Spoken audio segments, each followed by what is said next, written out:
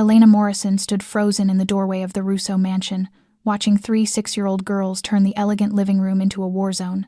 Red paint the color of blood was splattered across the white walls, expensive furniture was overturned, and feathers from torn pillows floated through the air like snow. A family portrait hung crooked on the wall, the mother's face slashed with a kitchen knife. But what shocked Elena most wasn't the destruction. It was the pain in their eyes. "Get out!" screamed Sophia, the oldest of the triplets, hurling a porcelain vase at Elena's feet. "We don't want another nanny. We want our mama!" Her sisters, Mia and Lily, stood behind her like tiny soldiers ready for battle, their little faces streaked with tears and dirt. They had driven away 15 nannies in 8 months, and they were determined to make Elena number 16. But as Elena looked at these heartbroken children, she didn't see monsters. She saw 3 little girls who were drowning in grief and terror, desperately trying to protect themselves from being hurt again. She saw herself 20 years ago, standing alone in a world that had taken everything from her. "I know you miss your mama," Elena said softly, stepping carefully over the shattered glass scattered across the marble floor. "And I'm not here to replace her. I'm here because I think you need someone who understands what it feels like when your whole world falls apart." The girls stopped throwing things, surprised by her gentle words. No nanny had ever talked to them like this before. Every other woman had screamed, cried, or run straight out the door. Sophia stared at her with suspicious eyes that had seen far too much for a 6-year-old. "You don't know anything about us." Elena knelt down so she was at their eye level, ignoring the broken glass pressing into her knees. "You're right. I don't know everything about you yet, but I know that you're scared. I know that you're angry, and I know that you think if you're mean enough to me, I'll leave just like all the others did." The 3 girls exchanged glances, clearly not expecting this response. Lily's lower lip trembled. Mia took a small step backward, but Sophia held her ground, her tiny fists still clenched. "But here's the thing," Elena continued with a small smile. "I'm not going anywhere, and by the end of today, I'm going to show you something that will change everything." Sophia's eyes narrowed. "What?" Elena stood up, brushing feathers off her simple dress. "I'm going to show you that it's okay to let someone new care about you even when your heart is broken." Just then, the sound of heavy footsteps echoed from the hallway. Not ordinary footsteps, these were the measured, powerful steps of a man who commanded fear with his mere presence. The girls' faces went pale. "He's coming," Mia whispered, grabbing Lily's hand. "Daddy's going to be so mad about the mess." 2 armed guards appeared at the doorway first, their hands moving toward their weapons when they saw the destruction. Then the air in the room shifted, growing cold and electric. Dominic Russo stepped into the doorway, the most feared Mafia boss in Chicago, the man who had buried his wife 8 months ago and watched his daughters transform from angels into what the tabloids called the Don's little demons. The man who had spent a fortune trying to find anyone who could reach his broken children. His dark eyes swept across the destroyed room, the terrified nannies' faces flashing through his memory. 15 women had stood in this exact spot. 15 women had failed. But what happened next would shock everyone in that house, including the man who had spent 8 months believing his daughters were impossible to reach, and the woman who was about to discover that saving these children would mean confronting the darkest chapter of her own past. If this story touched your heart, smash that like button, subscribe now, and share it with someone who needs to hear it. Let's look closer at what really happened inside that room. Dominic Russo stood there like a stone statue, his deep black eyes sweeping over the wrecked room. Shards of broken porcelain glittered beneath the crystal chandelier, red paint smeared across the white wall like dried blood, and in the middle of all that chaos, his 3 little daughters stood trembling, their eyes locked on the unfamiliar woman kneeling before them. 2 bodyguards stepped forward, hands settling at their waist where a gun was concealed. They waited for the order. Everyone in the room held their breath, bracing for the familiar fury of the Chicago Mafia boss. 15 nannies before her had seen the same thing. Dominic would shout. Dominic would throw this woman out of the house. Dominic would fling more money at the problem and hire someone else. The familiar loop would continue, but what happened next left everyone frozen.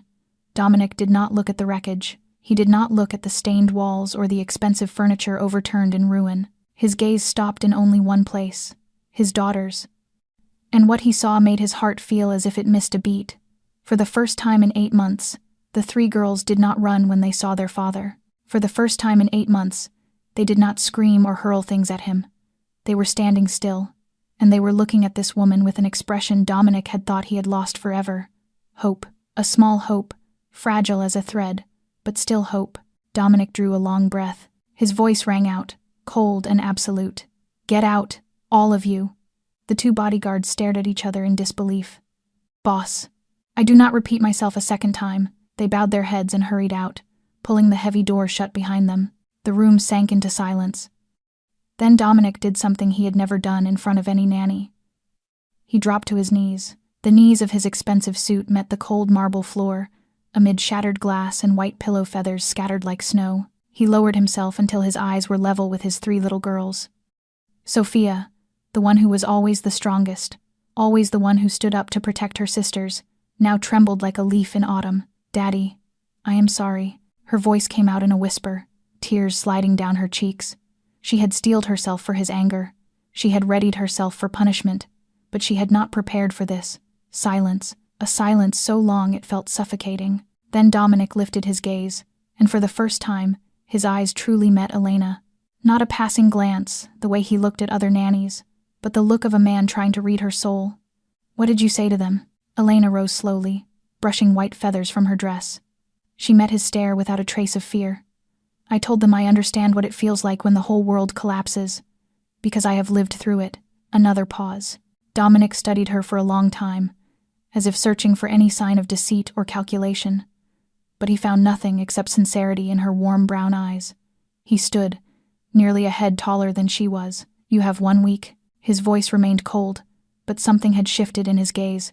"If you run, I will not be surprised." He walked toward the door, stopping with his hand on the brass doorknob. "If you stay." He did not finish the sentence. Elena waited.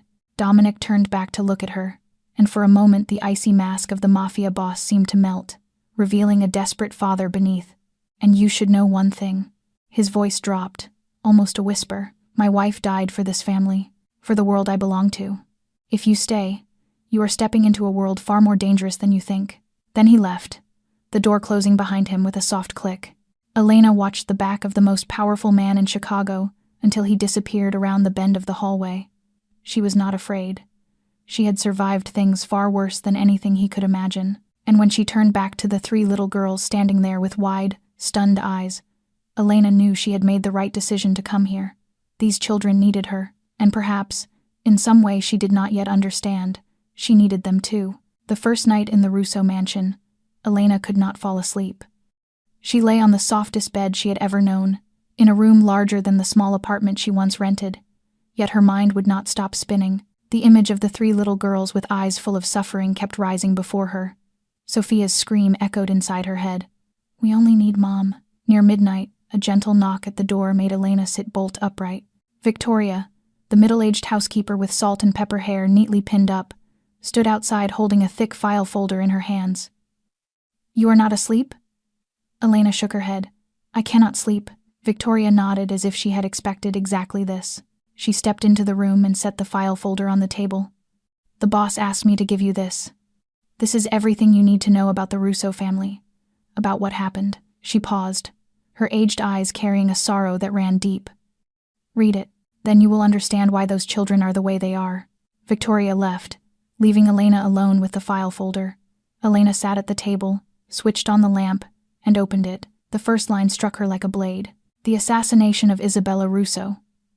8 months ago, Elena began to read, and with every line, it felt as if her heart were being squeezed tighter and tighter. Isabella Russo, 32 years old, wife of Dominic Russo, mother of the 3 triplet girls, Sophia, Mia, and Lily. On that fateful day, she drove to the school to pick up her children, just as she did on any other ordinary day.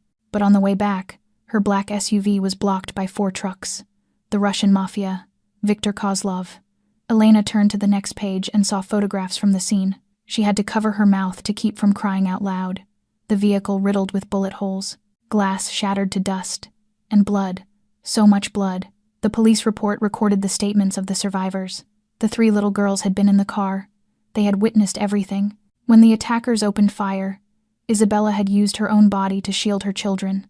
She was shot 4 times, and in the final moments of her life, as her breath ran thin, she told Sophia, "Cover your sister's eyes. Do not look. Mom loves you." Elena closed the folder, her hands shaking beyond her control. Tears streamed down her cheeks without her even noticing. Now she understood. She understood why Sophia was so fierce. The girl was trying to protect her sisters, just as her mother had told her to. She understood why Mia was silent. The girl had seen things no child should ever see. She understood why Lily cried every night. The girl had lost the warmest embrace in the world. Those children were not monsters. They were victims. Small souls crushed under a tragedy that even adults could barely endure. Just then, a cry tore through the stillness of the night. It came from the room next door, where the 3 girls were sleeping. "Mommy. Mommy, do not go." Lily's voice broke in her dream, calling for someone who was no longer in this world. Elena did not hesitate. She stood at once, stepped out of her room, and moved toward the crying. She did not need to think. She did not need anyone's permission. Those children needed someone beside them, and she would be there. Her footsteps were soft on the hallway's thick carpet, but filled with purpose. She did not know that in the darkness at the end of the hall, standing half hidden behind a pillar, Dominic Russo was watching her every step. His black eyes followed her, missing nothing. And for the first time in 8 long months, a faint glimmer of hope began to kindle in the frozen heart of the Chicago Mafia boss. Dawn had only just brushed the deep red velvet curtains of the Russo mansion when Elena was already awake. She had barely slept after last night. After soothing Lily back to sleep, she had sat beside the girl's bed until morning, listening to each soft breath and thinking about what she had read in the file. Now, standing at the threshold of the children's bedroom, Elena looked at 3 little angels curled up on the large bed. Lily lay in the middle, clutching a pillow as if it were her only lifeline. Her small face was creased with strain, and the tracks of dried tears still marked her cheeks. Mia lay to the left, still jerking now and then in her sleep, and Sophia, the eldest, who was always strong, lay closest to the door, as if even in her dreams she was guarding her sisters. As Elena watched them, her own memories rushed back like an unstoppable wave. She remembered the cold hospital room 20 years earlier, where she had gripped her mother's thin hand and begged her not to go. She was only 7 when her mother died of a vicious cancer, and from that day on, her world began to collapse. Her father changed completely after her mother's death. He began to drink. He began to hit. He began to turn into a stranger Elena no longer recognized. 3 years later, when Elena was 10, he remarried a woman named Margaret. She had eyes cold as ice and a smile that never reached them. She hated Elena from the first glance, seeing her as an obstacle in the way of taking everything her father owned. The years that followed were hell. Elena was starved, beaten, locked in a dark basement. And then, when she was 12, everything became worse than she could have imagined. She vanished from the system. 5 years. 5 long years when no one knew where she was. No one searched for her. No one cared whether she was alive or dead. 5 years in the dark, where she learned how cruel people could be to their own kind. Elena closed her eyes, trying to shove those black memories out of her mind. She did not want to remember those days. She did not want to remember the dark room, the cries of other girls, the constant fear that ruled her heart every single day. At 17, she was rescued in a police raid. She still remembered the blinding flashlights, the officers' shouts, and the unbelievable feeling when someone wrapped a blanket around her shoulders and told her she was safe. But she was not truly safe. Scars in the soul never fully heal. At 18, Elena stepped into the world with nothing but her 2 bare hands. No family, no money, no past she could speak of. But she had one thing no one could take from her: the will to live. She rebuilt her life from ash, one step at a time, one day at a time. Elena opened her eyes and looked again at the 3 girls sleeping. Tears had been streaming down her cheeks for who knew how long. She moved quietly to the bedside, sat down next to Lily, and gently smoothed the child's tangled hair. "I will not let you drown the way I once did," she whispered, her voice shaking, but full of resolve. "I promise." "Did you lose your mother too?" The small voice from the doorway made Elena start and turn. Sophia stood there, wide eyes fixed on her without blinking. How long had she been there? How much had she heard? But what surprised Elena most was not that Sophia had heard. It was the way the child was looking at her. No more hostility, no more hatred, only curiosity, and perhaps a little understanding. For the first time since Elena had set foot in this house, Sophia did not scream in her face. Elena looked at the 6-year-old standing there in wrinkled pajamas, hair sticking up in disarray, and she realized something important. These children did not need discipline. They did not need a strict nanny or rigid rules. They needed someone who understood, someone who had walked through the darkness and survived. Someone like her. Elena's first official day as a nanny began like a disaster. After that brief early morning moment with Sophia, the girl seemed to build her defensive wall again, higher and thicker than before. When the three girls woke up and came down to the dining room, Elena had already set a nutritious breakfast on the table. Fried eggs, toast, fresh fruit, and milk. She smiled to welcome them. "Good morning, girls. We have a long day ahead of us." Sophia did not even look at her. She dropped into a chair and stared at the plate in front of her with open contempt. "I am not eating this." Then, without warning, she swept the entire plate onto the floor. The crack of porcelain was sharp and ugly. Mia sat as still as a statue, eyes lowered to the table. She had not spoken a single word since yesterday morning. Lily, meanwhile, began to throw pieces of fruit at Elena, tears streaming down her cheeks. "I want Mommy. I do not want you." Victoria stood in the kitchen doorway, watching everything with an expression of complete lack of surprise. She had witnessed this scene 15 times before. 15 nannies, 15 failures, and she knew this woman would be no different. Elena took a deep breath. She did not scold. She did not cry. She simply bent down in silence, picked up the broken pieces, and cleaned up the mess.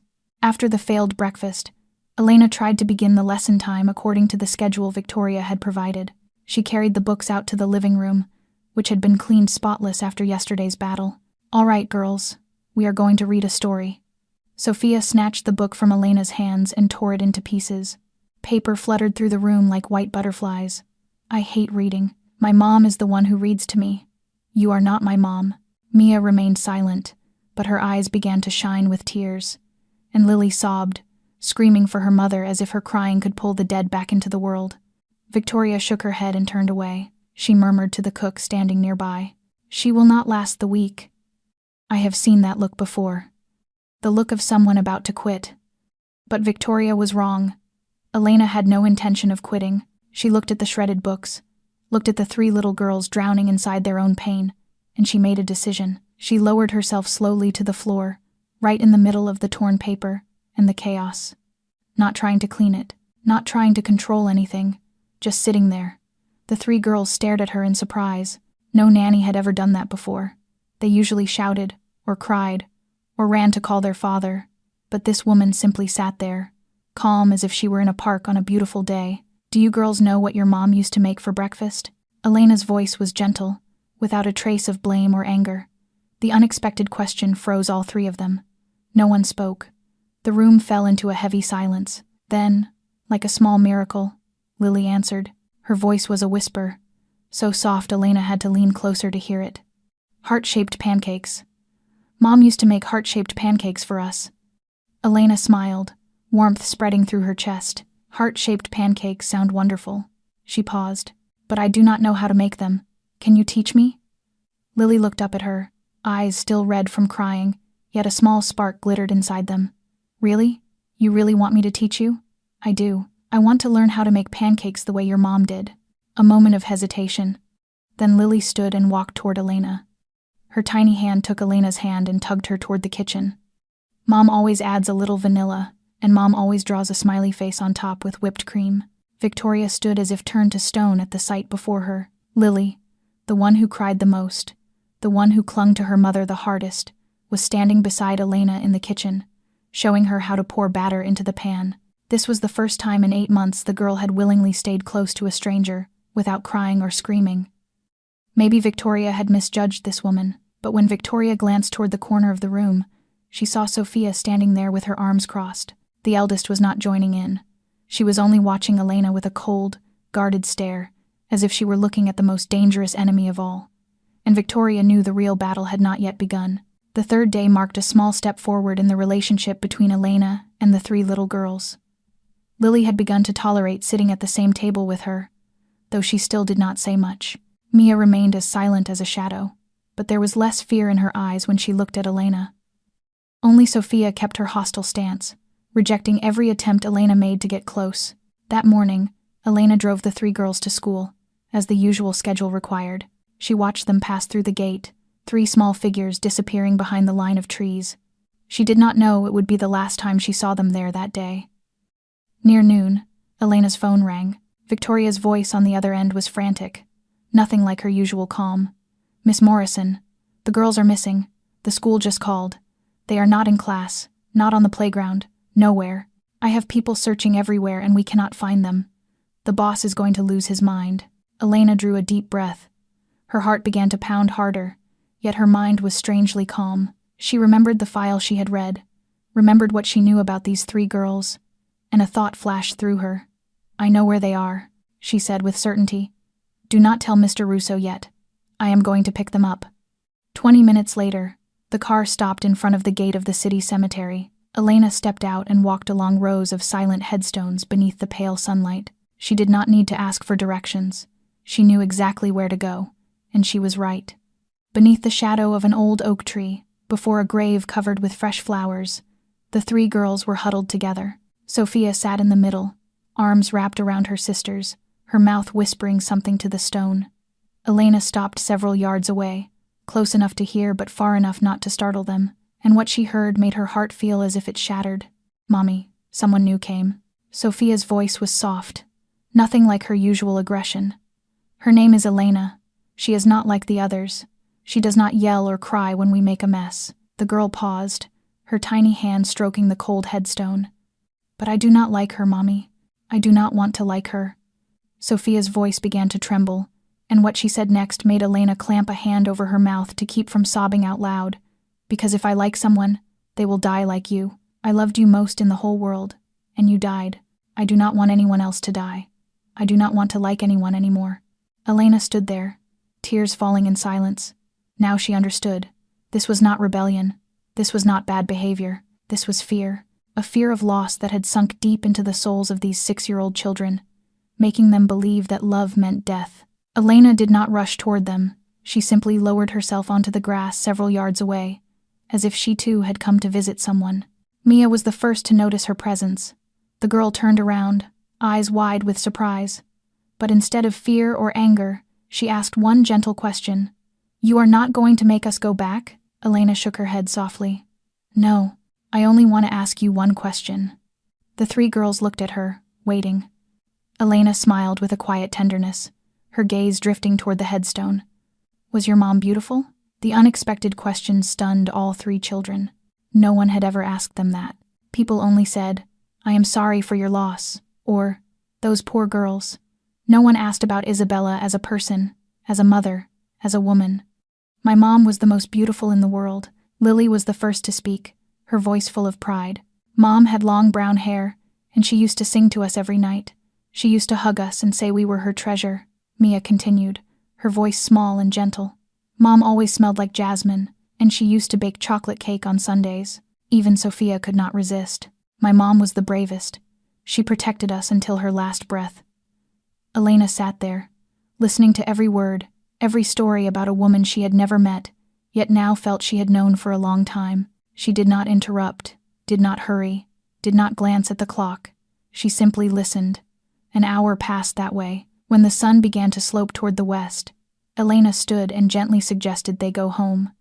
Not forcing, not ordering, only offering, and the 3 girls agreed. As they walked out through the cemetery gate, something small but miraculous happened. Lily reached out and took Elena's hand, only for a heartbeat. Then she let go, as if afraid someone might see, but Elena knew. The first wall had cracked. 2 o'clock in the morning. The Russo mansion was swallowed by darkness and silence. The walls were so thick, so perfectly soundproofed, that anyone might have believed no living creature existed inside this enormous house.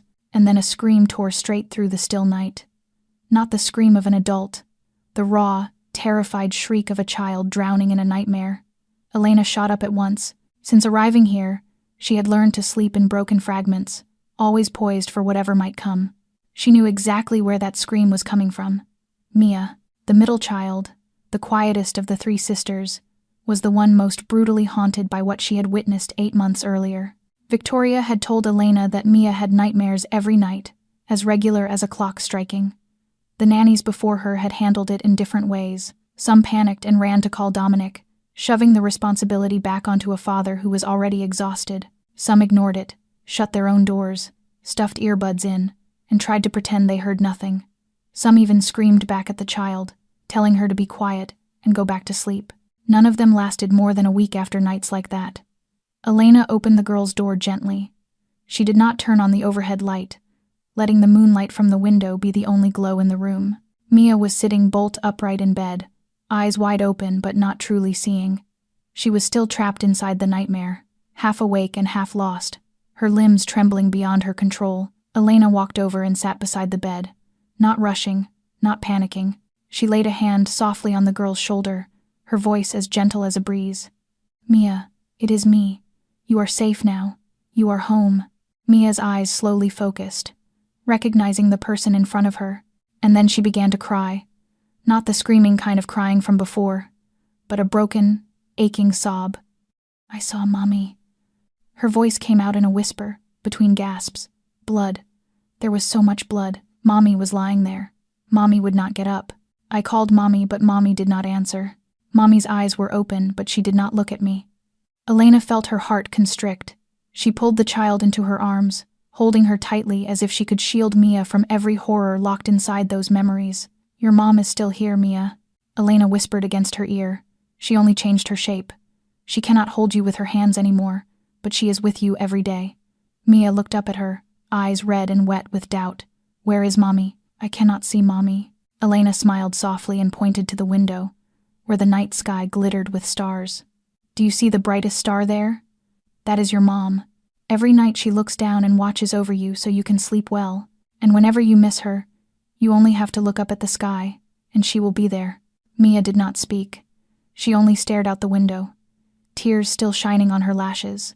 Elena began to sing a lullaby, a simple melody she still remembered from childhood, before her own mother died. Her voice was not beautiful, but it was warm and honest. 10 minutes later, Mia's breathing had evened out again. She was asleep, her head resting on Elena's shoulder, her hand still gripping Elena's shirt as if afraid she would vanish. But Elena was not the only one awake that night. On the big bed, Sophia and Lily lay utterly still, eyes squeezed shut but not sleeping. The two girls had heard everything. They had heard the way Elena soothed their sister. They had heard the story about the star. They had heard the lullaby no nanny before had ever sung to them. And outside the bedroom door, standing in the hallway's darkness, Dominic Russo had witnessed it all as well. He had jolted awake the moment he heard Mia scream, as he did every night for the past 8 months. He had run toward his daughter's room, ready to gather his little girl into his arms and helplessly watch her cry against him for hours. But tonight, for the first time in 8 months, he did not need to step inside. Someone had been there before him. Someone had done what he, with all his power and money, could not do. She had soothed his daughter back to sleep in only 10 minutes. Dominic stood there for a long time, watching the silhouette of the woman holding his daughter through the narrow crack of the door. Who is she? The question kept turning in his mind. Where did she come from? Why does she understand my children so well? He turned away and walked toward his office. He took out his phone and dialed a familiar number. Marcus answered on the second ring, his voice alert even though it was nearly 3 in the morning.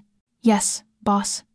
I want to know everything about Elena Morrison," Dominic said, his voice low and filled with resolve. Everything. The 5th day. Lily had begun to laugh when Elena told stories. Mia had begun to speak in short sentences, though she was still shy and hesitant. But Sophia was the opposite. The eldest had not softened at all. She had grown more fierce than ever, as if every step Elena took forward with the 2 younger sisters was a betrayal Sophia could not forgive. Elena understood. She could see the weight on Sophia's small shoulders. The girl was only 6, yet she had taken on an adult's burden. Protect your sisters. Those were the last words their mother had spoken to her. Cover their eyes. Do not look. And Sophia had done exactly that. She had shielded Mia and Lily for 8 months, with ferocity, with towering walls, with the habit of pushing everyone away. In her mind, it was the only way to keep them safe. That afternoon, Elena was teaching Lily and Mia to make cards in the family room. The craft box sat open on the table, bright with colored paper, glue, and small child-safe scissors. Sophia sat in the corner, refusing to join, her eyes fixed on the 3 of them with undisguised hatred. "Elena, look." Lily held up a card with a crooked heart. "I made it for you." Elena smiled and praised her. "It is beautiful, Lily. I love it." That was the last straw. Sophia sprang to her feet, her face flushed with anger. She rushed to the table and grabbed a pair of scissors from the craft box. Not the safe plastic scissors, A sharp metal pear that someone had carelessly left mixed in. Everything happened in an instant. Sophia let out a furious scream and threw the scissors at Elena. The scissors spun through the air, the metal blade flashing under the light. It skimmed past Elena's cheek, only inches from her face, and slammed into the wall behind her. The two bodyguards outside the door burst in at once, hands already moving toward their weapons. One of them started toward Sophia, but Elena lifted a hand to stop him. Out. Her voice was strangely calm. I can handle it. The bodyguards looked at each other, hesitating. But Miss Morrison, the girl just almost. I said out. Elena did not shout, but her voice carried an authority that made both men obey. They backed away and closed the door, remaining just outside in case they were needed. The room fell into a heavy silence. Mia and Lily had run to hide in a corner, eyes wide with fear. Sophia stood there, chest heaving, fists clenched, her whole body shaking. But in Sophia's eyes, Elena did not see rage. She saw fear, a deep, desperate fear that was devouring the child from the inside out. Elena did not step back. She did not run. She did not even lift a hand to touch the spot on her cheek that had nearly been cut. She only looked straight into Sophia's eyes, gentle but not weak. Are you angry, or are you afraid, Sophia?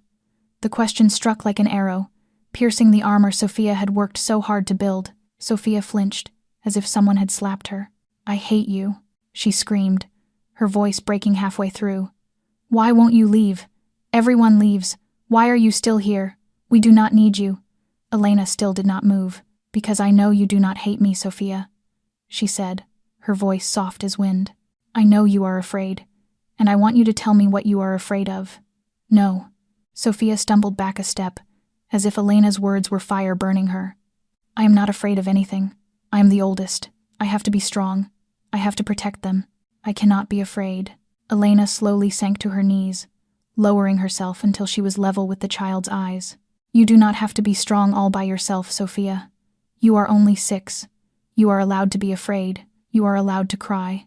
You are allowed to be a child. Something inside Sophia broke. She had tried to hold it together for 8 months. She had built towering walls, pushed everyone away, told herself she had to be strong, hard, unbreakable, had to protect her sisters at any cost. But she was only a 6-year-old child.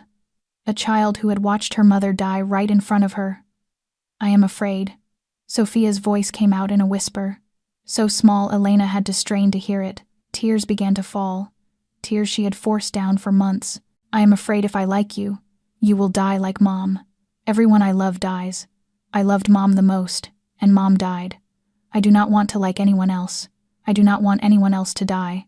Elena did not speak. She only opened her arms, holding them wide. And Sophia, the strong eldest, the girl who had fought the whole world for 8 months, finally collapsed. She threw herself into Elena's arms and sobbed, the sobbing of a child who had held it in for far too long. Mia and Lily ran from the corner and wrapped their arms around their sister and Elena. The 4 of them sat there in the messy room, clinging to one another and crying. In his office, Dominic Russo sat before his computer screen, replaying the security footage for the 5th time. He watched Sophia throw the scissors. He watched Elena stand still instead of running. He watched his daughter collapse and cry in that woman's arms. And for the first time in 8 months, Dominic did not see the little devils the media had called them. He saw his 3 daughters, 3 ordinary children, hurting, frightened, and needing love more than anything else in this world. The first weekend. 7 days had passed since Elena stepped into the Russo mansion, and under their original agreement, this was the moment Dominic would decide whether she deserved to stay. He had prepared a list of reasons to fire her, the way he had done with the 15 women before her. But when he sat down and looked back over what had happened in the past week, he could not find a single reason.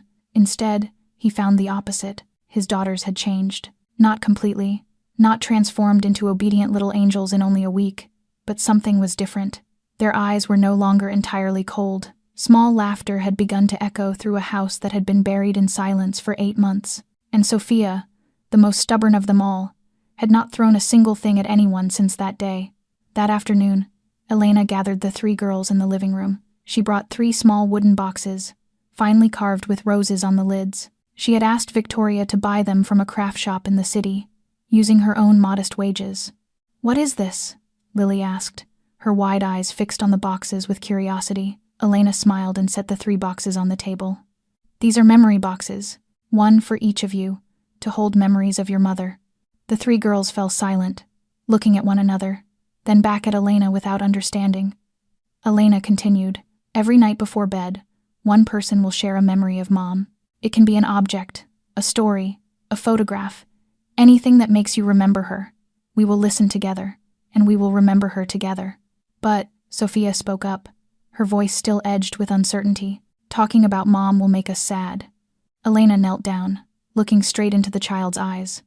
Sometimes sadness needs to be spoken, Sophia. If we keep it locked inside forever, it becomes too heavy to carry.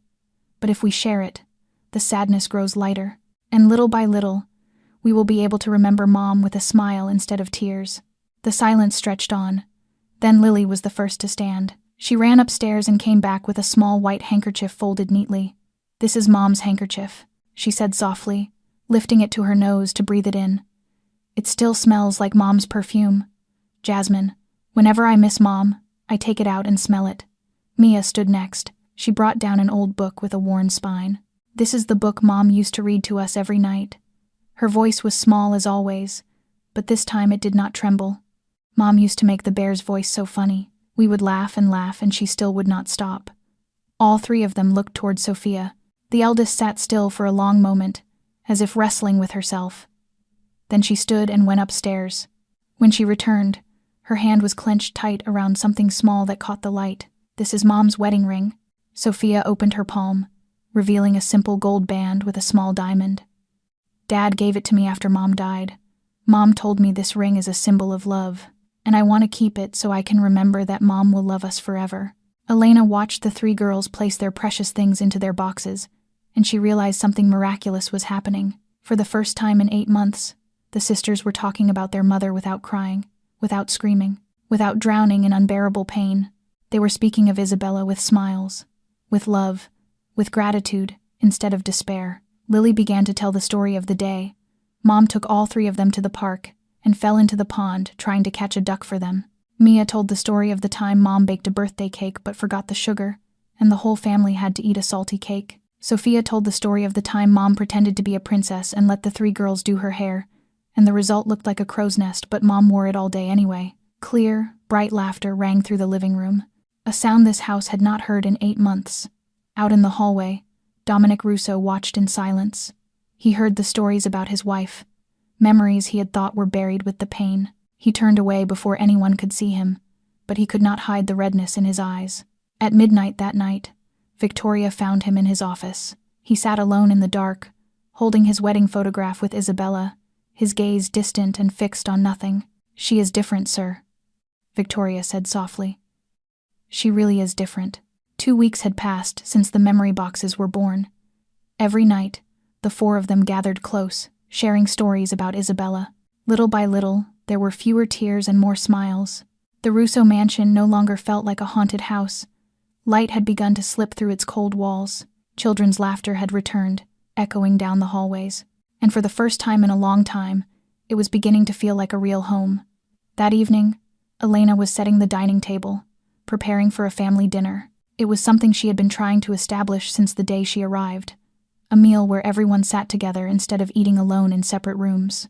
The 3 girls were around the table, Mia scribbling on paper, Sophia reading a comic book, and Lily watching Elena work with eyes that sparkled. Then it happened. Lily suddenly hopped down from her chair and ran straight to Elena. She wrapped both arms around Elena's leg, looking up with the brightest smile Elena had ever seen. "Elena, I love you." 3 simple words. 3 words Elena had not expected to hear, at least not so soon. Her heart missed a beat, and she felt her eyes sting, but before she could answer, a shout ripped through that warm moment. "No." Sophia sprang to her feet, her chair crashing to the floor behind her. Her face was flushed with anger, her eyes burning like 2 small flames. "You cannot say that, Lily. You are only allowed to love Mom. You are not allowed to love anyone else." Lily flinched and let go of Elena, wide eyes filling with tears. "But Sophia, Shut up," Sophia screamed. "You are betraying Mom. Mom is our mom. She is not. She is just a stranger." Lily burst into sobs.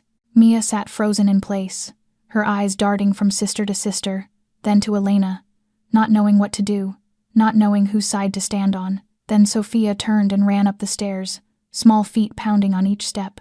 A door slammed upstairs, exploding through the house's fragile quiet. Elena drew a deep breath. She knelt and gathered Lily into her arms, wiping the child's tears. "It is okay, Lily. Sophia is not truly angry with you. She is just sad." She motioned Mia closer and pulled both girls against her. "Stay here with Victoria." "All right. I am going to go talk to Sophia." Elena stood and went up the stairs, each step heavy, yet filled with purpose. She knew the real battle was only beginning now. This was no longer Sophia fighting against her. This was Sophia fighting against her own heart. Elena stopped outside Sophia's door and knocked softly. "Sophia, can I talk to you?" "Go away." Sophia's voice came from inside, thick with tears. "You are stealing our mom. You are making us forget her." Elena did not try to open the door. Instead, she slowly sat down on the floor, her back against the cold wall just outside Sophia's room. She knew the child was sitting on the other side of the door. She could hear Sophia's broken sobs. Elena spoke, loud enough for Sophia to hear, but still gentle as a lullaby. "When my mother died, I was 7 too, and I thought the way you do now. I thought that if I loved someone else, I would be betraying my mother. I thought that my love for her would become smaller if I shared it with anyone else." She paused, letting the words sink in. "But then I realized something. Our hearts are not a box with a limit, Sophia. It is not a place where if you give away a little, you have less left. Our hearts are like a flame. When we use it to light another candle, the first flame does not grow smaller. It still burns just as bright as before. Loving someone else does not mean you love your mother less. It only means your heart is growing, that it can hold more love. And your mother, if she is looking down from heaven, she will not be angry. She will be happy, because you were brave enough to open your heart again." The silence stretched on. Elena waited, unhurried, without forcing anything. Then she heard the lock turn. The door eased open. Sophia stood there, her small face streaked with tears, her reddened eyes looking at Elena with something that was both fear and hope. "Would Mom be mad at me?" Her voice was a whisper. If I love you too?" Elena smiled, her heart melting. "Your mother is smiling in heaven. Sophia, because you were brave enough to open your heart. That is the hardest thing in the world, and you did it. Your mother would be so proud of you." And then the miracle happened. Sophia, the stubborn eldest, the girl who had fought Elena for so many days, stepped forward and wrapped her arms around Elena. For the first time, she hugged Elena first. "I am sorry," Sophia whispered against Elena's shoulder. "I am sorry I yelled at you. I am sorry I threw scissors at you. I was just scared." Elena held her tightly, tears falling in silence. "I know, Sophia, I understand." None of them noticed that at the end of the hallway, half hidden in the shadows, Dominic Russo had witnessed everything. He watched the woman holding his daughter, heard the words she spoke, and something inside him shifted forever. That night, after witnessing Sophia hug Elena in the hallway, Dominic could not sleep. He sat in his office, the whiskey in his hand long gone cold, his mind spinning in circles around the questions he could not stop asking about the mysterious woman who had stepped into his family's life.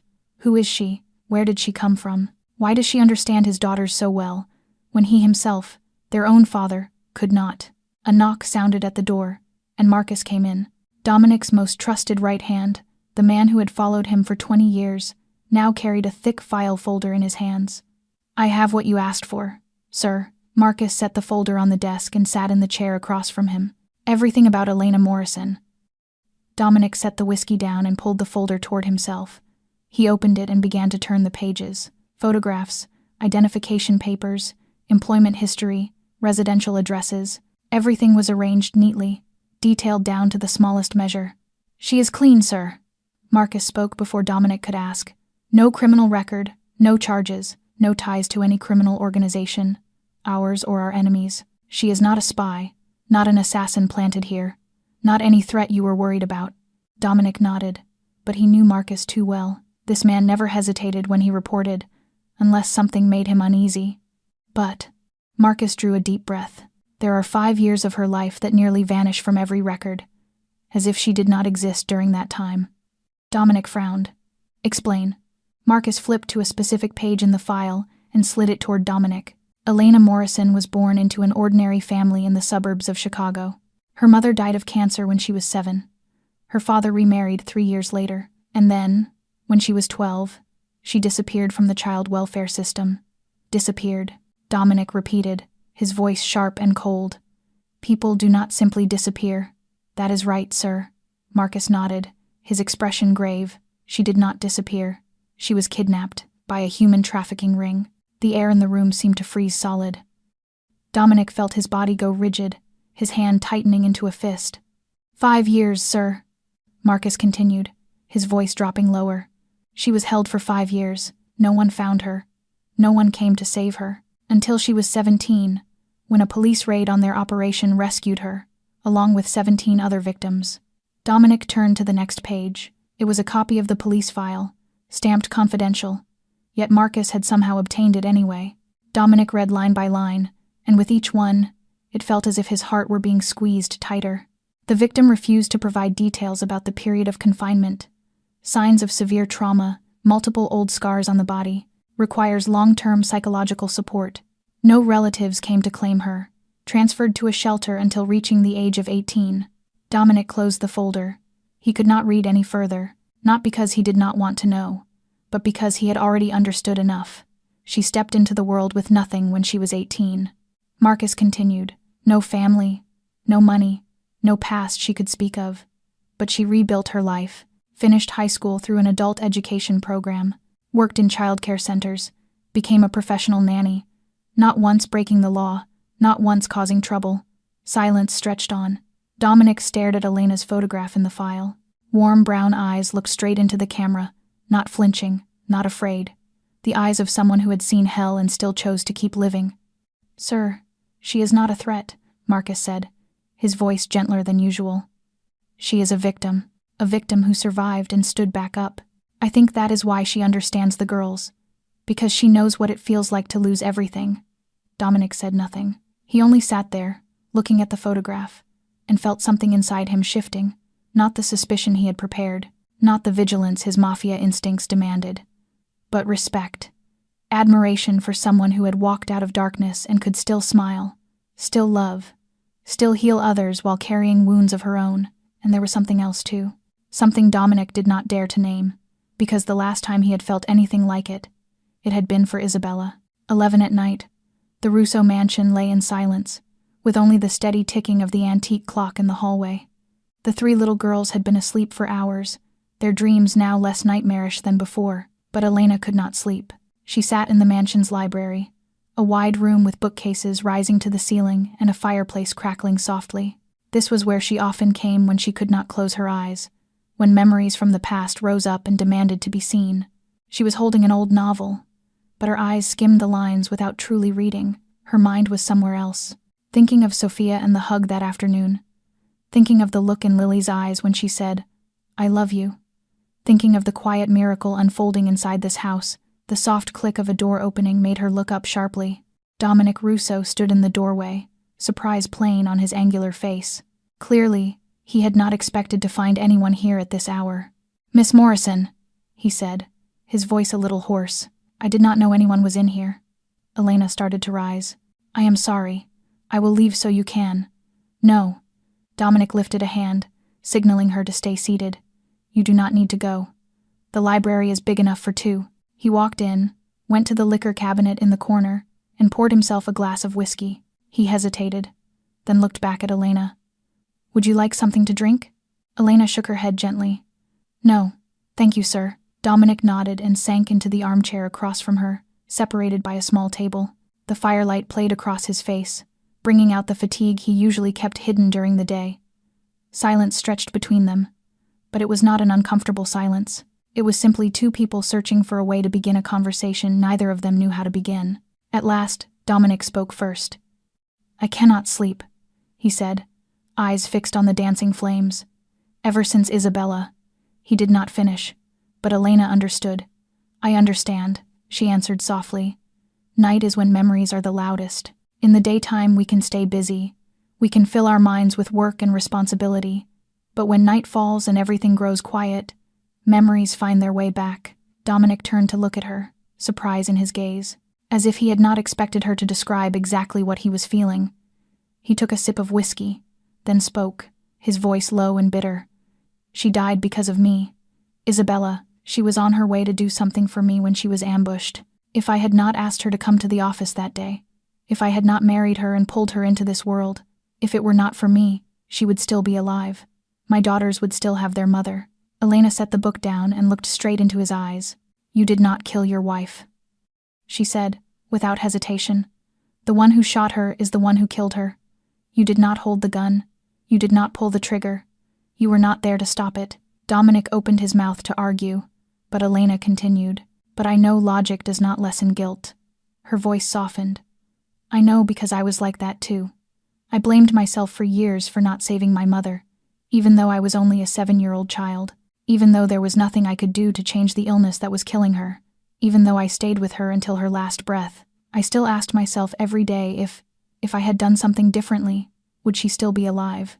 Dominic looked at her, and for the first time since Isabella was gone, he felt that someone truly understood. Not pity, not empty consolation, but the understanding of someone who had walked through a similar darkness. They sat there in silence, but it was a comfortable silence, the silence of two people who did not need words to understand each other.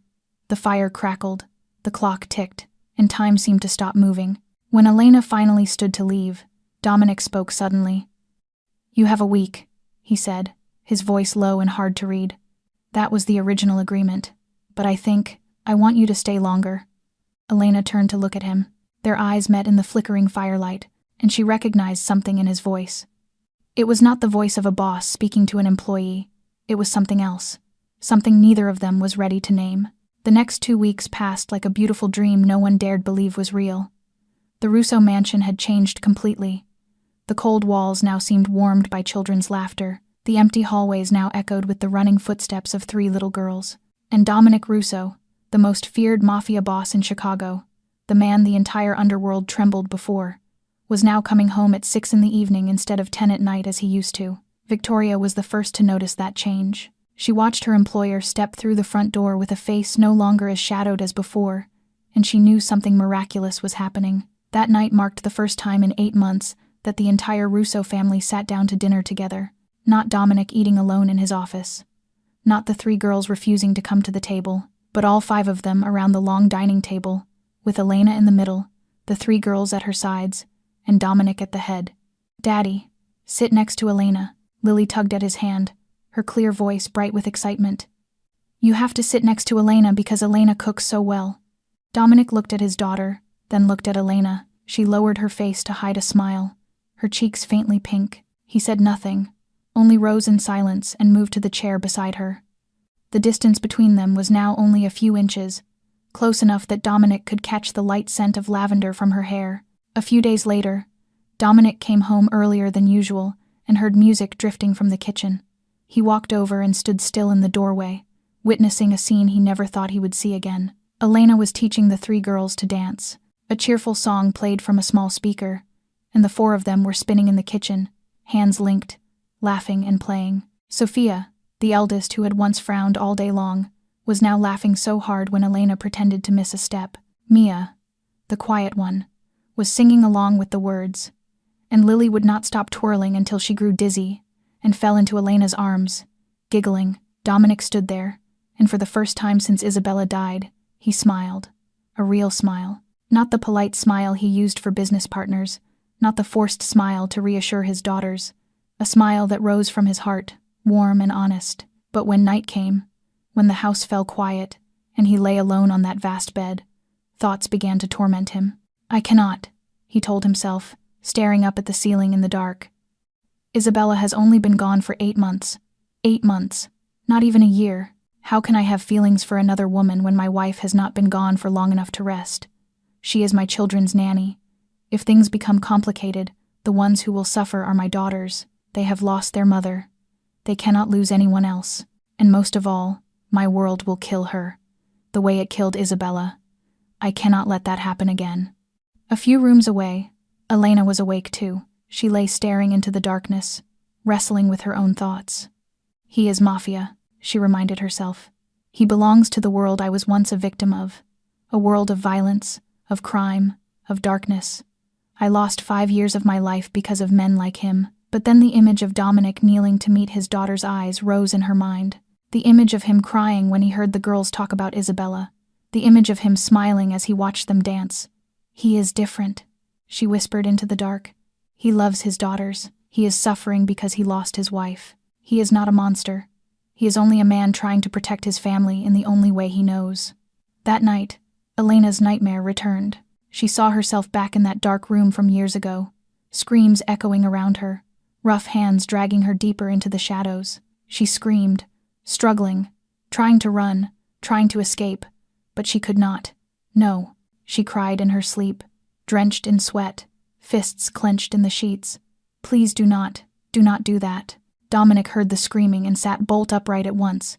He ran down the hallway, past the 2 bodyguards who were moving to check, and went straight into Elena's room. She was sitting upright in bed, eyes wide open but not truly seeing, her body shaking beyond control. Elena. Dominic sat on the edge of the bed, his hands gripping her shoulders. Elena, wake up. You are home. You are safe. It took several seconds for Elena to realize where she was. Her eyes slowly focused on Dominic's face, and she began to cry. Not loud sobs, but silent tears sliding down her cheeks. Dominic did not speak. He simply stayed there, one hand still on her shoulder, so she would know she was not alone. For the first time since they met, he saw her vulnerability, the strong woman who had tamed his 3 daughters, who had faced a pair of scissors flying straight at her without flinching, was now trembling in the dark like a frightened fledgling. He remained there until she calmed. Their eyes met in the darkness, and neither of them spoke, but both of them knew. Something was happening between them, something they both feared, yet could not deny. But happiness in the Russo mansion would not stay undisturbed for long, because 500 miles to the east, in a dark room in New York, Viktor Kozlov had just received a report. Russo has a new woman in the house. He smiled, a smile cold as ice. New York. The headquarters of the Russian Mafia empire lay hidden inside a high-rise office building in Manhattan, its exterior posing as an ordinary financial firm. But inside, 3 levels beneath the earth, Viktor Kozlov sat in a dark room lit only by the glow of computer screens. In front of him were dozens of long-range candid photographs, the Russo mansion, the familiar black SUV, the 3 triplet girls playing in the yard, and a woman he had never seen before. Russo has a new nanny, he muttered, his fingers sliding over each image. His people had been watching the Russo family for 8 months, waiting for the right moment to strike, and now, that moment seemed to have arrived. The girls are going out more, he continued, staring at a photo of Elena leading the 3 girls into a park. To school every day, to the park on the weekends, even to the cemetery. They are not locking themselves inside the mansion anymore. Viktor Kozlov smiled, a smile cold as Russian winter ice. 8 months earlier, he had killed Isabella Russo to send a message to Dominic, to punish the arrogant Chicago Mafia man who had dared to refuse cooperation. But Dominic still would not bend, still would not bow his head. Then perhaps it was time to finish what we started. He lifted the phone and dialed a familiar number. Prepare your team. We are going to Chicago. 500 miles to the west, inside the Russo mansion, Dominic was in his office reviewing business reports when a knock sounded. Marcus stepped in, and Dominic only had to see the grim set of his right-hand man's face to know something was wrong. "What is it?" he asked, his voice sharp and cold. "Sir, we have detected Kozlov's people watching the mansion." Marcus went straight to it. "At least 2 vehicles have been seen parked nearby over the past 3 days. Our people have confirmed they are Russian Mafia." Dominic felt the blood in his veins turn to ice. Kozlov. That name pierced his chest like a knife every time it was spoken. The man who killed his wife. The man who made his daughters watch their mother die right in front of them. "What do they want?" he asked, even though he already knew the answer. Marcus hesitated before he replied. "It looks like they are gathering information about the girls' schedule, and about Miss Morrison. They have taken many photos of her taking the girls out." Dominic stood and went to the window, looking out at the garden where Elena was playing tag with his 3 daughters. Their laughter drifted up, clear and bright, full of happiness, a sound he thought he had lost forever until she appeared. His first instinct was to send Elena away, to move her somewhere safe, far from his world, far from the danger Kozlov represented. If Kozlov learned she mattered to him, she would become a target, the way Isabella had become a target. But then he saw Sophia run over and hug Elena. saw Lily giggle when Elena pretended to fall into the grass, saw Mia, for the first time, reach out and hold the hand of someone who was not her mother. If she leaves, my children will collapse, he told himself. They have only just begun to heal. They have only just begun to trust again. And I cannot let her go. Increase security, Dominic ordered, without a trace of hesitation. Double the number of bodyguards. Track every unfamiliar vehicle within a 2-mile radius. And do not let Miss Morrison know about this. Marcus nodded. Yes, sir. But there is one more thing. He stopped, as if weighing whether he should continue. After investigating Kozlov, I found some information connected to the trafficking ring from years ago. The ring Miss Morrison was a victim of. Dominic turned, his gaze cutting cold. Continue.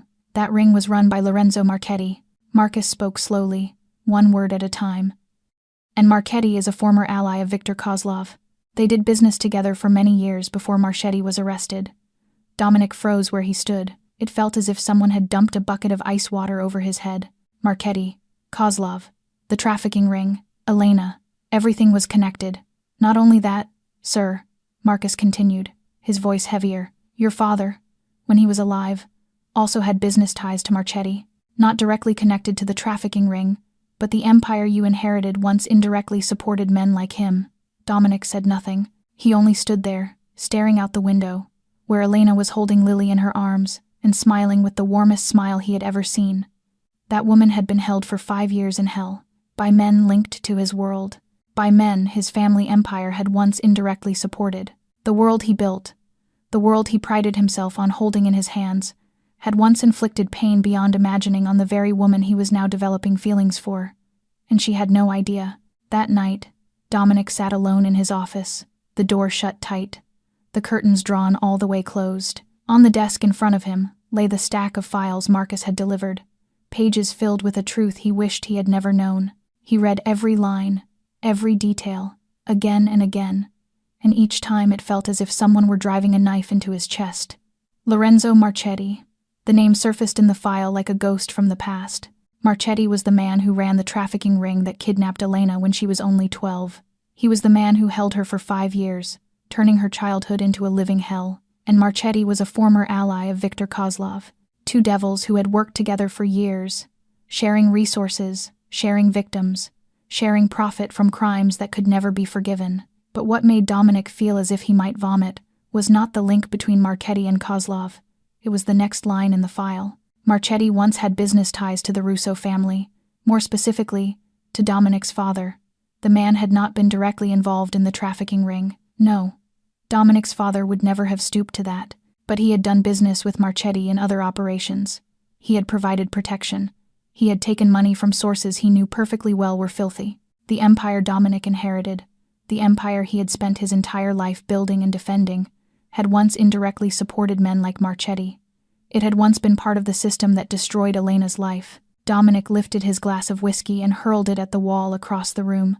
The crash of shattering glass rang through the night, but he did not care. I am part of the system that destroyed her, he roared, his voice choked with pain. Me, my family, my world, we helped create the hell she had to endure. He sank back into his chair, his head dropping into his hands. Questions spun through his mind like a storm that would not stop. Did he have the right to love her, when his family was part of the system that wrecked her life? Should he tell her that the man becoming more and more important to her was the son of someone who had once done business with the devil who imprisoned her? If he told her, she would hate him. She would look at him with a gaze he could not bear. She would leave, and his daughters would once again lose someone they loved. But if he did not tell her, he was building this connection on a lie. He was hiding a truth she deserved to know. He was becoming a deceiver, no different from the people who had deceived her in the past. A few rooms away, Elena was sitting on the big bed in the girls' room, reading their bedtime story as she did every night. She knew nothing of the storm tearing through Dominic's mind. She only knew the 3 girls were curled close around her, eyes heavy, listening to her voice as she told them about princesses and enchanted forests. When the story ended, Sophia spoke up suddenly. Elena, do you like Daddy? The question almost made Elena drop the book. She looked down at the eldest, not knowing how to answer. Why do you ask? Because Daddy looks at you the way Daddy used to look at Mommy, Mia added, her voice small as always. I remember that look. Daddy used to look at Mommy like that every night when Mommy read to us. And Daddy smiles more when you are here. Lily chimed in, excited. Daddy never used to smile, but now Daddy smiles all the time. I like seeing Daddy smile. Elena felt heat rush to her cheeks. She did not know what to say, her heart beating too fast in her chest. The three girls watched her, waiting, as if her answer were the most important thing in the world. Your father is a good man. Elena finally found her voice. And I am very happy to be here with all of you. It was not the true answer, but the girls seemed satisfied. They smiled and curled together, eyes slowly closing. Elena rose gently, turned off the overhead light and switched on the small night lamp, then stepped out into the hall. She did not realize Dominic had been standing at the far end of the corridor, in the shadows, listening to the entire conversation. He heard Sophia's question. He heard Mia and Lily's innocent words. He heard the way Elena avoided the real answer. Yet the look in her eyes when she spoke about him said everything. But there was no joy on Dominic's face. Only the raw torment of a man being torn apart between love and guilt. He knew he had to tell her the truth. She deserved to know. She deserved the right to choose. He would tell her. Tomorrow, he would tell her everything and accept whatever reaction she had. Even if she hated him. Even if she left. He would tell the truth. But he never got that chance. Because before tomorrow came, Viktor Kozlov made his move. Saturday afternoon, the Chicago sky was a clear blue without a single cloud. Elena took the three girls to the park near the mansion, the one with bright-colored swings and the slide the children loved. 2 bodyguards followed behind, one standing near the park gate, the other sitting on a stone bench a few yards from Elena. Everything seemed completely normal. Lily was swinging high, her clear laughter echoing through the open air. Mia sat on the slide, waiting for her turn. Sophia stood beside Elena, for the first time not wanting to leave her side even for a few steps. Elena sat on the stone bench, smiling as she watched the girls play, her heart warm with the miraculous progress of the past few weeks. She had no idea that in the bushes on the far side of the park, 3 dark figures were moving closer in silence. Gunfire ripped through the peaceful afternoon. Elena jerked around and saw the guard near the gate crumple to the ground, blood spreading red across the green grass. The second guard managed to draw his gun, but before he could fire, a bullet punched into his chest. He fell, motionless. 3 men stepped out of the shadows, their faces hidden behind black masks, guns leveled straight at Elena and the children. Screams erupted from the people in the park, everyone scattering and running in every direction. "Take the Russo girls," one of the attackers shouted in thick Russian. "Alive or dead, just bring them back to the boss." Elena did not run. The survival instinct she had learned in 5 years of hell flared alive inside her. She lunged toward the girls, dragged all 3 behind the slide into a hidden corner, where there was a small gap between the slide and the fence. "Listen to me." Elena spoke fast but clear. Eyes locked on 3 faces widened with terror. "Hide here. Close your eyes. Cover your ears. Do not come out no matter what happens. Do you understand? Elena, I am scared." Sophia gripped her hand, her voice shaking. The child's eyes were flooded with horror. Memories of the day her mother was shot, surging back like a nightmare. "I know, Sophia." Elena hugged her quickly, then hugged Mia and Lily, who were crying without sound. "But I will protect you, I promise. Do you trust me?" 3 small heads nodded. Elena stood and stepped out from the hiding place. She straightened her spine, blocking the only path that led to the girls, arms spread wide like a shield made of bone and flesh. She had no weapon, only her body and the resolve not to retreat. The 3 attackers stopped, staring at her with expressions that were half surprise, half amusement. "The nanny is playing hero." One of them stepped closer, sneering. "Move. We have no business with you. We only want the brats." Elena did not move. "You will have to step over my dead body." "Fine." The man shrugged as if it were the easiest thing in the world. He lifted the gun stock and slammed it into Elena's shoulder. She staggered but did not fall. He struck again, this time across her face. Blood ran from the corner of her mouth, but she did not retreat. She stayed there, shielding 3 trembling children behind her. "You crazy bitch!" the man snarled, raising his gun to shoot. But at that exact moment, the roar of an engine surged from the park gate. A black SUV tore straight through the fence, tires chewing up the grass.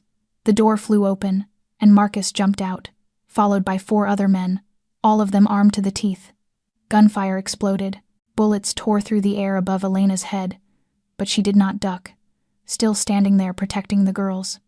The 3 attackers swung their guns toward the newcomers, but they were too slow. One by one, they dropped under the precise fire of Dominic's men. And then Elena saw him. Dominic Russo burst from the SUV, his face twisted with fear and fury.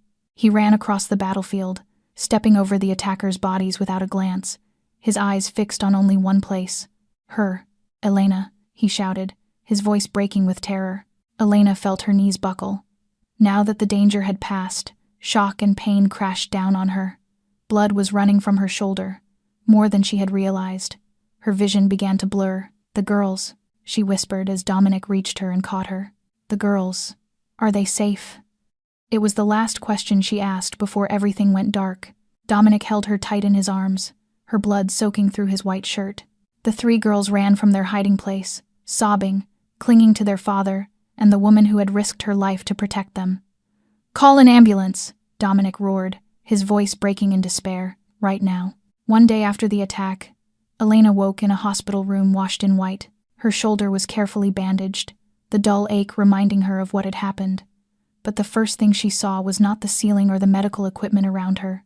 It was Dominic. He sat in the chair beside her bed, looking worn down as if he had not slept for 24 hours. Stubble covered his jaw, his eyes were bloodshot, and his clothes still bore the dried stains of her blood from the day before. He was gripping her hand in his, as if afraid that if he let go, she would disappear. "You," Elena whispered, her voice raw. "The girls. They are safe." Dominic looked up, and she saw relief flood his eyes. "They are at home with Victoria. They wanted to come see you, but I told them to rest first. Sophia refused to sleep until I promised I would call the moment you woke up." Elena managed a weak smile. "That girl is stubborn. Like her father." Dominic did not smile back. His face was full of torment, as if 1,000 thoughts were tearing at him. He drew a deep breath and spoke, his voice low and painful. "Elena, I have been thinking all night, and I think you should leave." Elena blinked, sure she had misheard. "What? Leave," Dominic repeated, each word heavy as stone. "I will arrange a new house for you, a new identity, enough money for you to live comfortably for the rest of your life. You will be safe, far from me, far from this world." "You are firing me?" Elena's voice shook, not with fear, but with anger and hurt. "After everything that happened, you are sending me away?"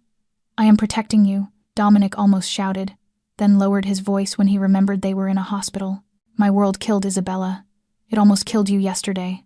I cannot let it take one more person that I—" He stopped, unable to finish. But Elena understood. But she would not accept it. With every bit of strength she had left, she pushed herself upright, ignoring the sharp pain in her shoulder. Dominic moved to stop her, but she lifted a hand. No, one word, but filled with steel. Dominic froze. "Elena, you do not understand. I understand more than you think." Elena held his gaze, her eyes burning with a fire he had never seen in her before. "I have been running my whole life, Dominic, running from my past, running from my memories, running from pain, running from anyone who tried to get close to me. I built walls around myself and thought that was the only way to survive." She paused, drawing a trembling breath. "But this family, you and the girls, are the first thing in 20 years I have wanted to fight to keep. The first place that has ever felt like home. I am not running anymore. I refuse to run anymore." Dominic stared at her, his heart tightening until it hurt. The woman in front of him had been beaten, shot, was lying in a hospital bed with her shoulder wrapped in bandages, yet her eyes were stronger than any warrior he had ever met. "Then, I will walk away from everything," he said, his voice full of resolve. "I will leave the Mafia world, sell it all, start over somewhere far away, where no one knows who we are, for you, for the girls." Elena reached out and took his hand. She looked at him for a long moment, then shook her head. "I do not need you to run away." Her voice was gentle but firm. "I need you to end it." Dominic went still. "End it? Kozlov will not stop," Elena said, her eyes never leaving his. "He killed your wife. He nearly killed your children. He will not give up just because you run. He will chase you, anywhere, forever, until he gets what he wants, or he dies." Her fingers tightened around his hand. "End it, Dominic. Protect your daughters. Remove the threat, and then we will build a new life. Together. On a foundation of safety, not fear. Dominic looked at her with undisguised astonishment. A woman who had been a victim of the criminal world, who had been held for 5 years in darkness, was now telling him to face his enemy instead of fleeing. "You are not afraid?" he whispered. Elena smiled, sad but strong. "I lived in fear for 5 years. I know what fear is, and I also know that the only thing more frightening than danger is losing the people you love without fighting. If Isabella could fight until her last breath to protect her children, then I can too, and you can too." Dominic was silent for a long time, then he bent and kissed her forehead, gentle and reverent, as if she were the most precious thing in the world. "I will end it," he whispered against her hair, "and I will come back to you." He stood, took out his phone, and dialed. "Marcus, prepare everything. We are ending Kozlov." He paused at the door and turned back to look at Elena. There was something in his eyes, something deeper and more honest than any words. "You know something? I love you, Elena, and when I come back, I am going to ask you a question I have wanted to ask for a very long time." Elena watched him go, silent tears sliding down her cheeks. But this time they were not tears of pain. They were tears of hope.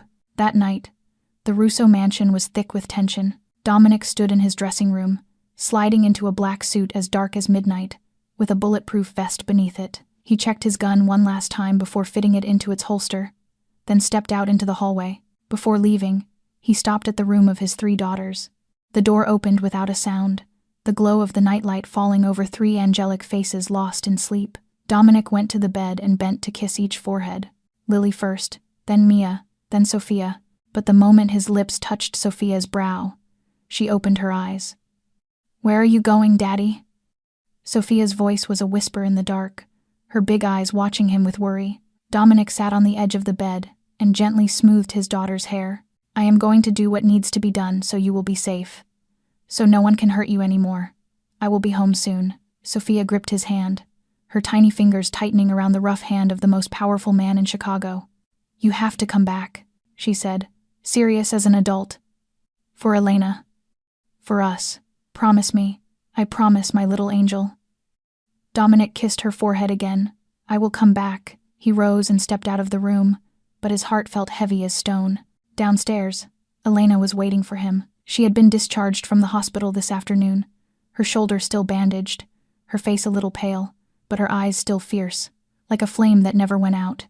They faced each other in silence. They did not need many words. Dominic stepped forward and pulled her into his arms, careful not to touch her injured shoulder. She held him back with her uninjured arm, her cheek resting against his chest, feeling the strong beat of his heart. "You owe me a question when you get back, remember?" Elena whispered, looking up at him. Dominic smiled, the first smile of this long, tense night. "I remember, and I will not forget." Then he let her go and climbed into the black SUV waiting outside. Marcus was in the driver's seat, his face hard with focus. Behind them were 4 more vehicles carrying Dominic's most elite men. They drove into the night, heading for New York. 5 hours later, the convoy stopped 2 blocks from Kozlov's headquarters, an old warehouse in Brooklyn, the outside looking abandoned, windows boarded up, brick walls stained with graffiti. But Dominic knew the inside was a fortress with modern security and dozens of trained gunmen. Marcus had laid out the plan ahead of time. Attack from 3 directions. Team 1 through the front, Team 2 through the back, Team 3 from the roof. Dominic would lead Team 1, striking straight for the center. They moved through the darkness like ghosts. Dominic's team reached the front entrance without meeting any resistance. No guards, no alarms. The door was not even locked. They went inside, guns trained in every direction, but only darkness and silence met them. "Something is wrong," Marcus whispered in Dominic's ear, tension in his voice. Too quiet, too easy. Kozlov cannot be stupid enough to leave his whole base empty. Dominic felt it too, but they were too deep to turn back. He signaled the team to keep moving. They passed through pitch-black corridors, one room leading into the next, all of them empty, until they stepped into the largest room at the heart of the warehouse. Lights snapped on, blinding bright. Dominic and his men were dazzled for a heartbeat, and when their eyes adjusted, they realized they were surrounded. Dozens of gunmen stood on the elevated walkways, weapons aimed down at them from every side. There was no escape. Laughter crackled through the loudspeakers, cold and delighted. "Russo, Russo, Russo." Viktor Kozlov's voice filled the room. You think I did not know you were coming. You think I do not have people inside your empire. You are too naive. Gunfire erupted. Dominic dove behind a concrete pillar, bullets slashing the air like rain. He heard the screams of his men as they went down. In the chaos, he saw Marcus take a bullet in the leg, collapsing to the floor but still fighting back. Fall back, Dominic shouted. Fall back. But it was too late. His team was split, driven into different corners. Dominic was forced into a small room in the back, alone, his gun nearly out of ammunition. The steel door in front of him began to open slowly. Viktor Kozlov stepped in, flanked by 4 bodyguards. He looked older than in the photographs Dominic had seen. Gray threaded through his hair, but his eyes were still a sharp, knife-like gray. He smiled, the smile of a man holding victory in his hands. 8 months ago, I killed your wife, Kozlov said, satisfaction thick in his voice. I thought it would be enough to break you, but you are more stubborn than I expected. It is fine.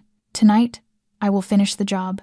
Dominic stared at the man who had stolen Isabella, the man who had nearly killed Elena and his daughters. And for the first time in his life, the Chicago Mafia boss did not know if he would survive the night.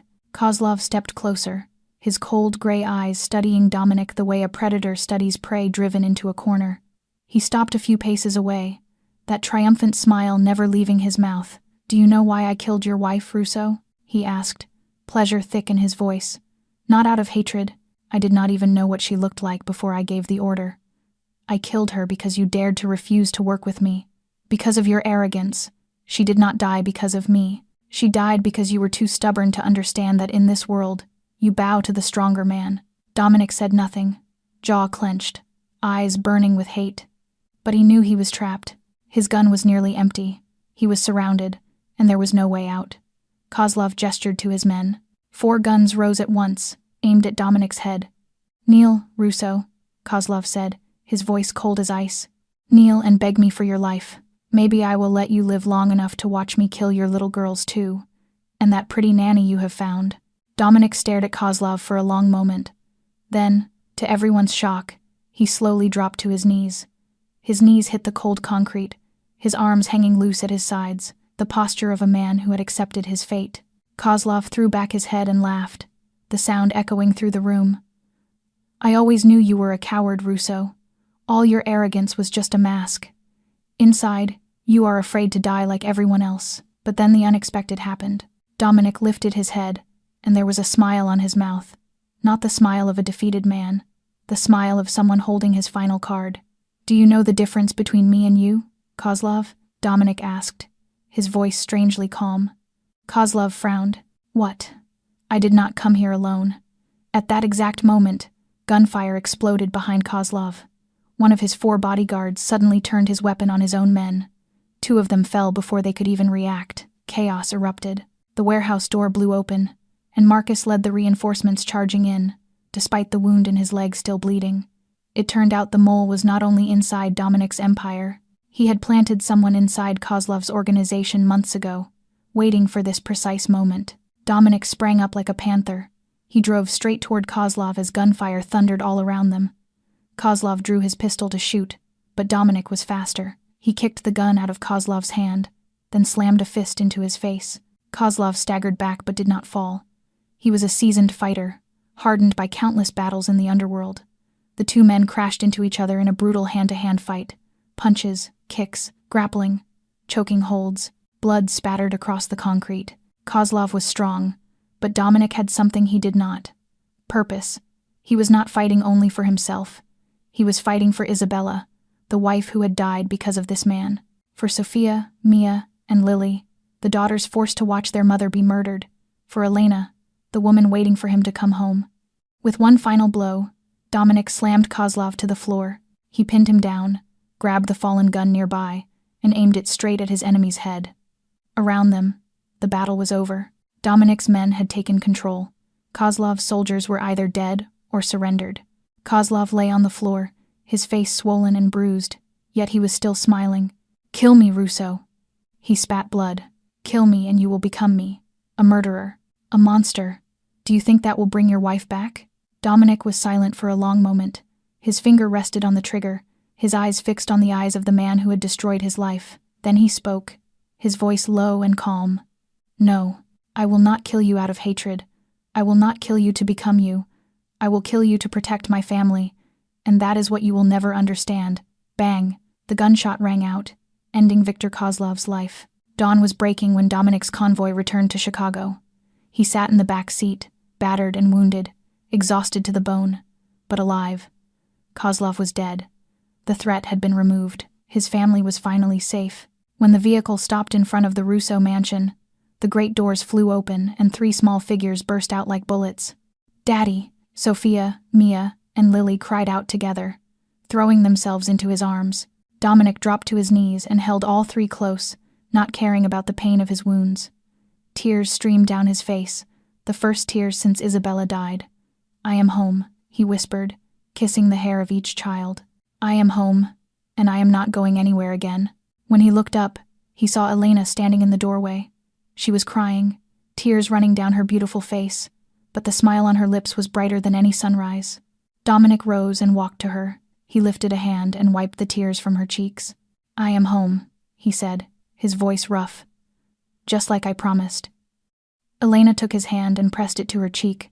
"You still owe me a question." Dominic smiled, the warmest smile he had ever given. "That question, tonight. When I do it the right way." And true to his promise, as the sun set over the garden where Isabella once played with the girls, Dominic Russo went down on one knee again, but this time, not before an enemy. That night, the garden of the Russo estate was dressed in hundreds of tiny lights, shimmering like fallen stars scattered across the earth. The scent of roses drifted on the breeze, and a full moon lit a pathway laid thick with white petals. Dominic led Elena out into the garden, his hand gripping hers, his heart pounding in his chest. He had faced the most dangerous criminals, had stared down the mouth of a gun without trembling. Yet now, standing before this woman, he felt nervous like a boy again. Behind the rose bushes, 3 small figures were hidden, eyes wide as they watched their father's every movement. Sophia, Mia, and Lily knew the plan in advance and were doing everything they could not to make a sound. When they stopped beneath the old oak tree, the place where Isabella used to sit and read to the girls, Dominic turned to Elena and took both her hands. Then, slowly, he went down on one knee. "Elena Morrison," he began, his voice trembling slightly with emotion. "You came into our lives like a miracle. You saved my daughters when they were drowning in darkness. You saved me when I had forgotten how to live. You gave us a reason to believe in the future, to believe that after the storm there can still be a rainbow." He drew out a black velvet box and opened it, revealing a diamond ring that caught the light and threw it back in bright sparks. "Will you officially become part of this family? Will you be my wife, the mother of my children, the person I want to wake up beside every morning for the rest of my life?" Elena had been crying without even realizing it, tears streaming down her cheeks, yet the smile on her lips was more radiant than anything she had ever worn. "Yes," she whispered, then said it louder. "Yes, 1,000,000 times yes." The 3 girls could not hold it in anymore. They sprang from their hiding place and ran to them, screaming with happiness. She said yes. "Daddy," she said yes. Dominic stood and pulled Elena into his arms, while the 3 girls wrapped themselves around their legs, forming a perfect circle of family. That night, beneath the moon and the stars, they stood there for a long time, no one wanting to break the spell of that miraculous moment. 3 months later, the Russo garden was decorated once again, but this time for a wedding. Rows of white chairs were lined in neat order, fresh flowers bloomed everywhere, and a wedding arch had been raised beneath the old oak tree. The 3 girls served as flower girls, wearing pure white dresses and holding small baskets as they scattered rose petals down the aisle. Sophia walked first, her expression solemn as if she were carrying out the most important mission of her life. Mia followed, a gentle smile on her lips, and Lily came last, skipping as she walked, tossing petals with such enthusiasm that her basket was nearly empty before she reached the halfway point. When Elena appeared in her snow-white wedding gown, the whole garden seemed to stop breathing. She was beautiful like a goddess, but what moved everyone most was not her outward beauty. It was the light in her eyes, the light of someone who had finally found home after years of being lost. Dominic stood at the end of the aisle, never taking his eyes off her for even a second. When she reached him, he took her hand and spoke his vows. "You are the answer to prayers I did not know how to speak. You are the light I did not dare hope to see again. I swear I will love you, protect you, and stand by you until this heart stops beating." Elena answered, her voice thick with emotion yet steady. Family is not about blood. Family is about choice. And today, I choose you. I choose Sophia, Mia, and Lily. I choose to be loved, and to love in return. I choose this family, forever. Then it was the three girls' turn. They stepped up to the front with small sheets of paper in their hands and read out loud the vows they had written themselves.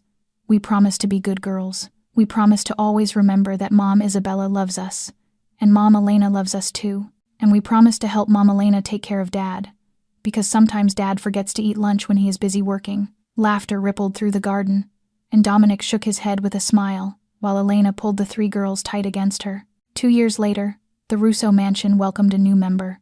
Marco Russo was born on a spring morning, with black eyes like his father's and a smile like his mother's. The three sisters adored their baby brother from the very first look.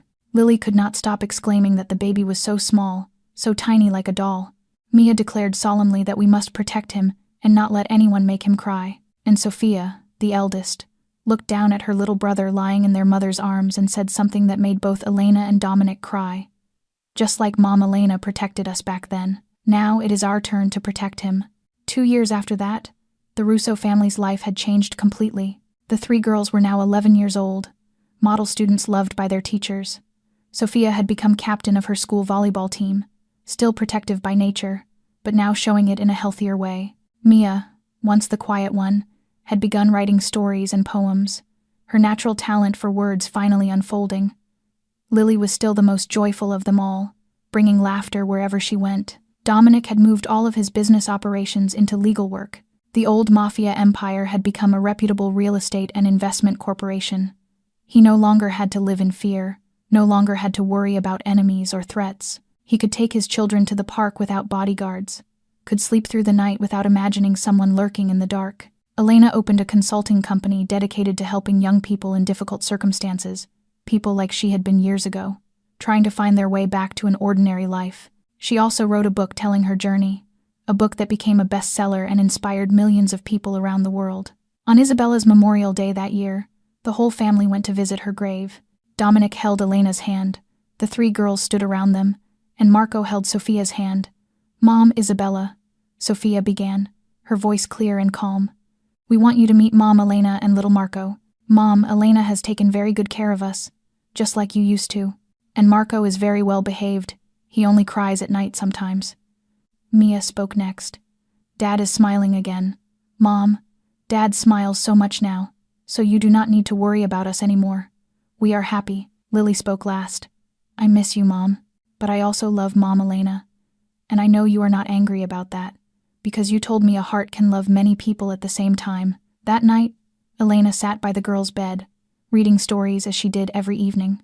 When the story ended and she reached to turn off the light, Sophia spoke up unexpectedly. "Mom Elena, I'm glad you did not give up on us back then." Elena smiled and smoothed the girl's hair. "I could never give up. You taught me the true purpose of life." "What is it, Mom?" Lily asked, her eyes already heavy with sleep. Elena looked at the three girls, the children who had once been called beyond saving, the children who had driven away 15 nannies before her, the children who were now the light of her life, loving you forever. Elena's story and the story of the Russo family is a reminder that sometimes the hardest children are the ones who need love the most. Behind rebellious behavior, behind the towering walls they build, are small souls longing to be understood, to be accepted, to be loved. And sometimes, the people who seem the least likely are the ones who can create miracles. A woman who was once a victim, once deeply wounded, became the only one who could heal other broken hearts. Because she understood, because she walked through darkness and survived, because she knew that even in the darkest moments, there is always hope. This story also reminds us of the power of patience and unconditional love. Elena did not give up even when things were thrown at her, when she was screamed at, even when she was nearly hurt by scissors. She saw through those behaviors and understood the pain hidden underneath. That is what many of us need to learn. Not to react only to what others do, but to understand why they do it. If you enjoyed this story, please press the like button and share this video with people you think need to hear it. Do not forget to subscribe to the channel to listen to more moving stories every day. We would really like to know how you felt about this story. Have you ever met difficult children like Sophia, Mia, and Lily? Have you ever been someone like Elena, someone who did not give up even when everyone else did?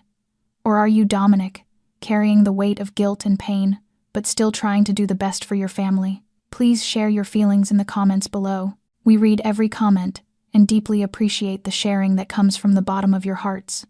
Finally, we send wishes for good health to all of you watching this video. We wish you a life that is joyful, peaceful, and always able to find love around you.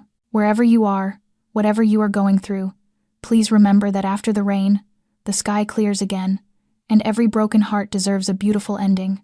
Thank you for listening. Goodbye, and see you again in the next video.